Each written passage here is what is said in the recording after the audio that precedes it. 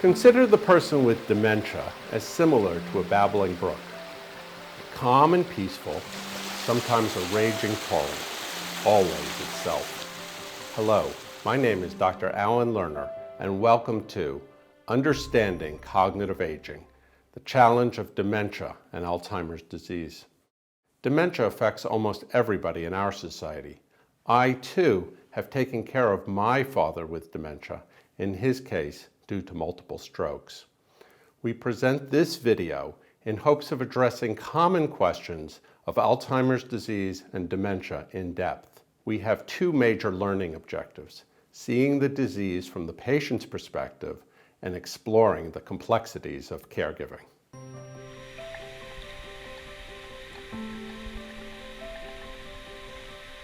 Memory loss does not automatically imply dementia. Indeed, memory is usually not about perfection. Everybody has forgotten something, everybody has made a wrong turn, everybody has gotten lost or been late for an appointment. It should be noted that when you experience these small events, it generally does not make you feel better. One can only imagine how the person with dementia is feeling. Normal is a moving target, and our mental abilities and mental speed do decline with the aging. What is normal at age 80 is not necessarily normal at age 50, and this decline, once again, does not imply dementia. Normal also has two meanings. The first is how I compare to people similar to myself in age, gender, background, and education. From the patient's perspective, they will frequently say, "All my friends have the same problem." The second meaning of normal is how do I compare to what I used to be able to do? Family members and friends are usually acutely aware of this. Some people with mild memory problems have been diagnosed with mild cognitive impairment. Mild cognitive impairment is memory loss without loss of functional abilities. This means that daily activities such as driving, finances, housekeeping are generally intact. However, it often precedes more severe memory loss, which is called dementia. Like in other conditions, it is possible that early recognition will hopefully lead to better outcomes. Dementia is different things to different people. From a medical perspective, dementia is the symptom of memory loss. In that sense, it is like cough or fever and not a diagnosis by itself. Memory loss in dementia is generally present on a daily basis and severe enough to impair daily activities. Most people with dementia are aware of their memory loss, so awareness of memory loss is not part of the diagnostic criteria. The inability to learn new things is a core symptom of dementia. Another symptom of dementia is forgetting names of friends or other familiar people. Many family members will say that their loved ones remember everything from 50 years ago, but not what happened 5 minutes ago. Common early symptoms of dementia include repetitive questioning or telling the same story multiple times. From the patient's perspective, this might actually make some sense. If I asked my loved one, "What are we doing today?"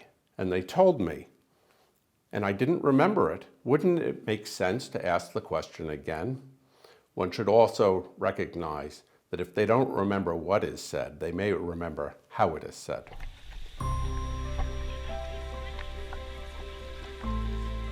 The medical evaluation of memory loss needs to look at many causes. It needs to assess memory, functional abilities, mood, and behavior. It includes a thorough physical examination, looking at the pattern of behavior, decoding symptoms, especially how they may relate to the brain. Laboratory evaluation and imaging are essential.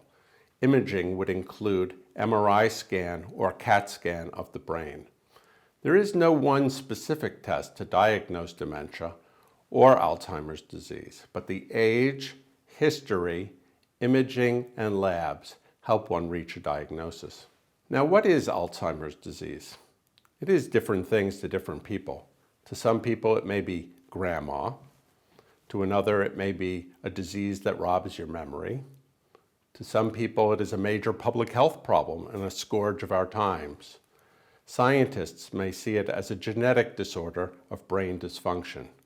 It is also the most common form of dementia, especially in older individuals. The memory disorder in Alzheimer's disease is the disease itself. But we should also recognize that behavioral changes are common. Some of the most common include apathy and depression. It is thought that depression affects about 1/3 of people with Alzheimer's disease somewhere during the course of their condition. Rarely, people with Alzheimer's disease may make things up, and hallucinations and paranoia may occur early in the disease process. There are changes in the brain in Alzheimer's disease, and what we have learned is that they may precede clinical symptoms by many years. These include deposits of a protein called amyloid and another called tau. Now, not all people with dementia have Alzheimer's disease. There are many other causes of dementia. We should ask ourselves, does it matter if the diagnosis is made or if it is correct? The answer to this is yes and no. The person is still a person and needs to be cared for. However, we should also recognize that the words that doctors use have meaning and that these words may connote different prognosis and different treatments.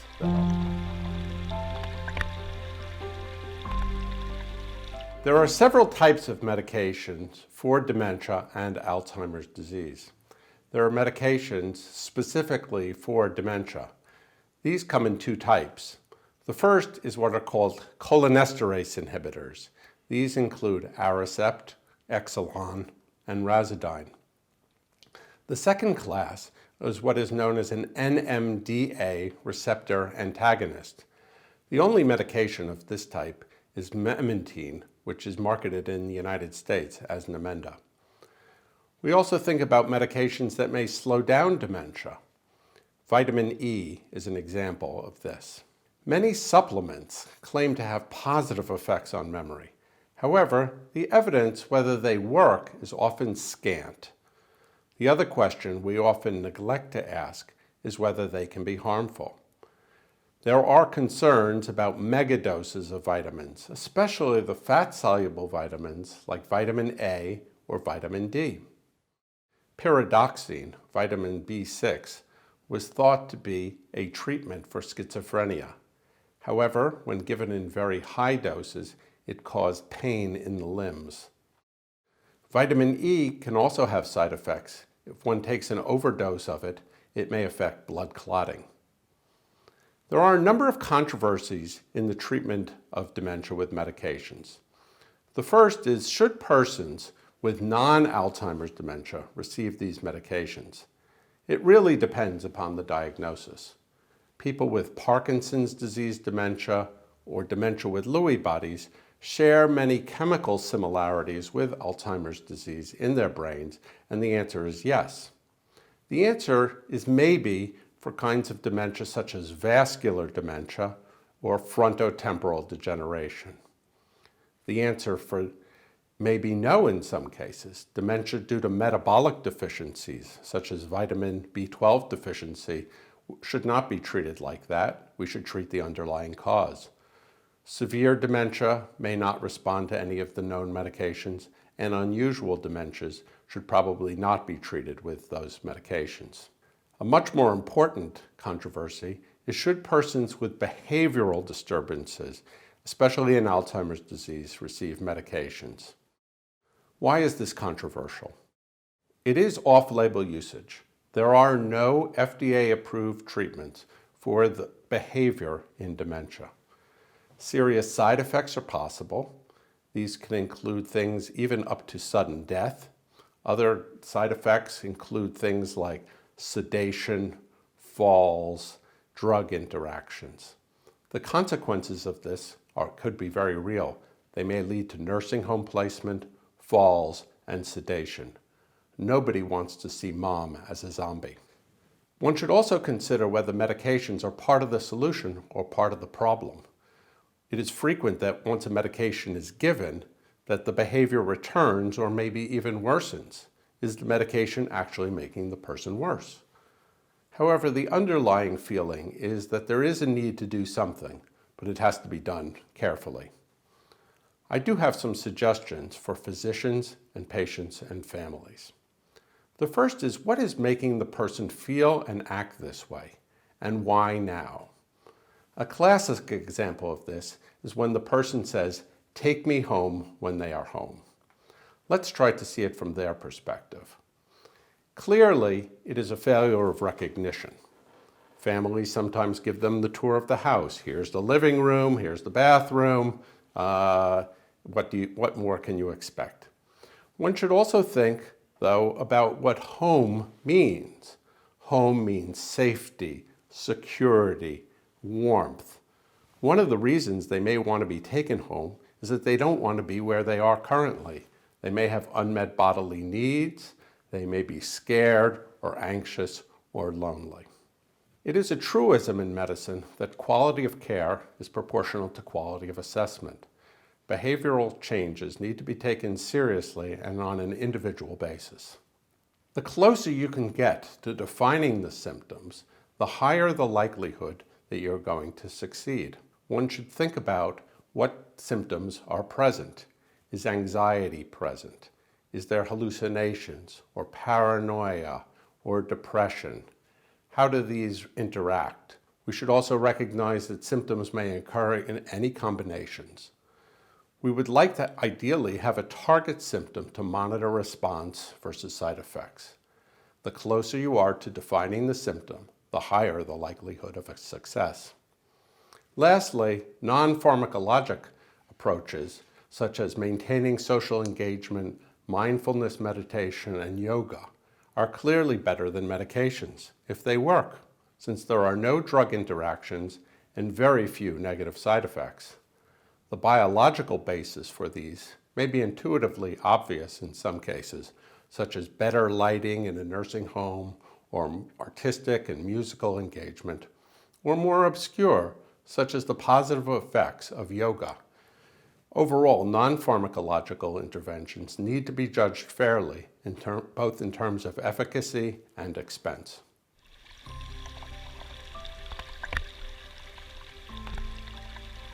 If you find yourself in a caregiving role, you are not alone. It is likely that many people you know are caregivers too. This role does not usually occur overnight and has been compared to a new occupation for which you have not received training. You have usually not applied for it, nor is it easy to quit. Taking care of a parent in particular is one of the hardest things one can do. I have been frequently amazed that a parent can take care of 3 or 4 children, but those same 3 or 4 children, as grown-up adults, have difficulty meeting their mother's needs. Rules for caregivers are not written in stone. However, some principles do apply.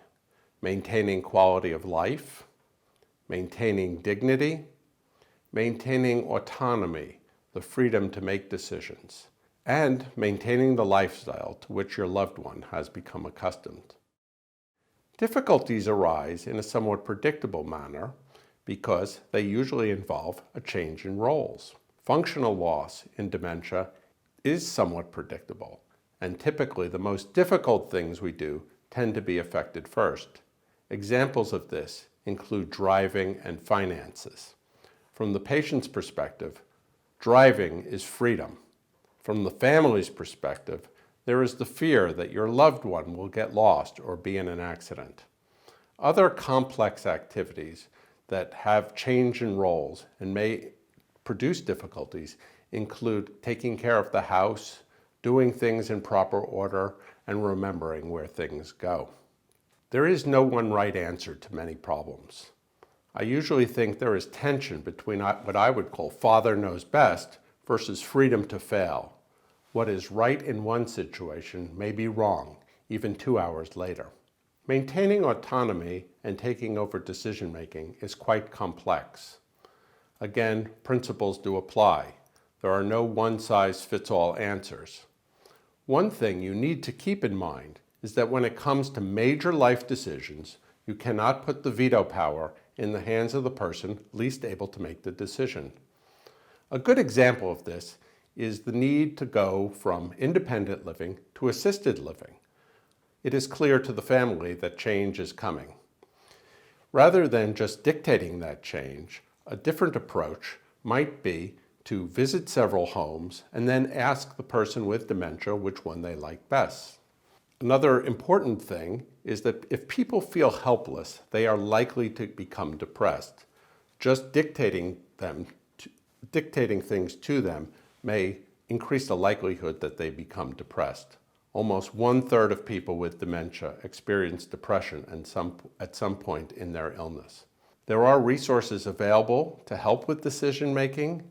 These include support groups, the Alzheimer's Association, online resources, and books such as The 36-Hour Day by Mace and Rabins. In summary, caregiving is a very complex activity because of the changing roles. One should always try to remember what is best for your loved one.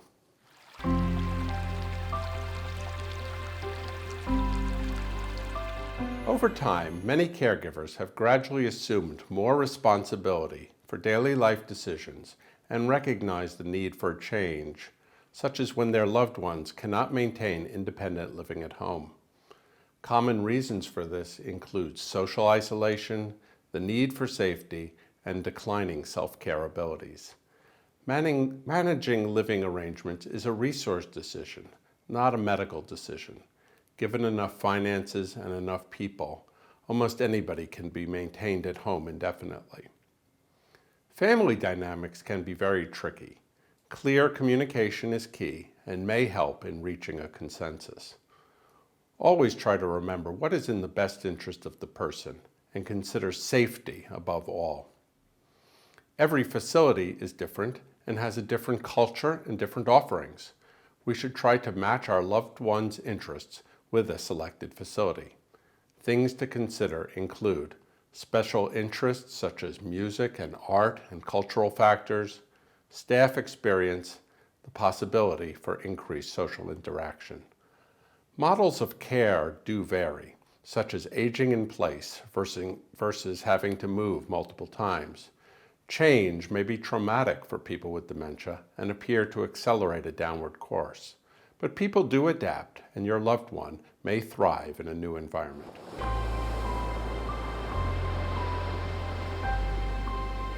Nobody likes to have to make end-of-life decisions. At this time, maintaining dignity is very important. To that end, the most important thing to remember is, what would Dad or Mom want? Have they already made their decision in a living will?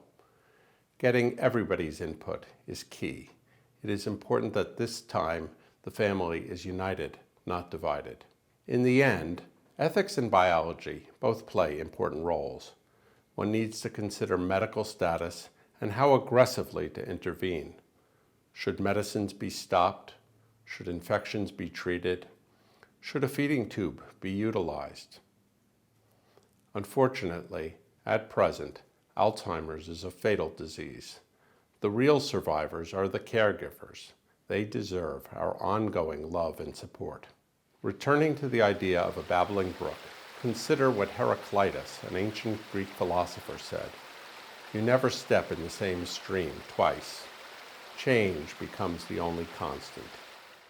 In the end, while there is often no one right answer to the difficult challenges of dementia, I think we all try to make the best decisions we can under the circumstances.